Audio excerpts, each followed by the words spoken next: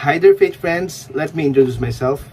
I am Kyle Anda, one of the brand ambassadors of the University of Perpetual Health, System Delta, Las Piñas campus.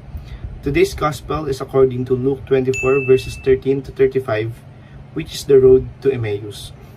Kung babasahin natin ito ay tungkol sa dalawang alagad ni Jesus kung saan naglalakbay pabalik ng Emmaus mula sa Jerusalem dahil nawalan na sila ng pag-asa sa kanilang natunghayan.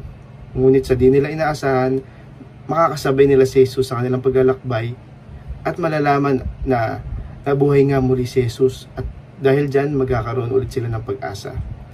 Dito natin malalaman na ang muling pagkabuhay ni Jesus ay isang pundasyon para sa atin.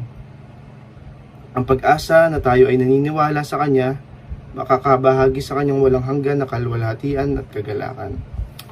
Ang pag-asa na ito ay magsisilbing gabay sa atin na laging andyan si Jesus sa ating tabi, na kahit anumang maranasan natin na pagsubok o problema, andyan lagi siya.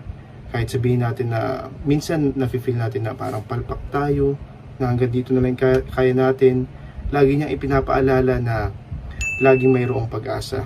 Lagi siyang andyan, handa tayong iangat sa kahit anumang problema o pagsubok na dumating sa ating buhay.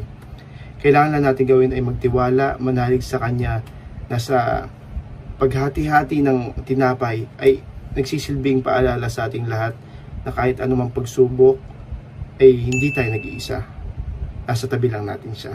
So that ends my reflection for today. Thank you so much and God bless us all. So I invite all of you guys to please subscribe on Facebook PH YouTube channel and also download the Facebook app or visit and register at www.facebook.ph. Thank you so much and God bless. God first!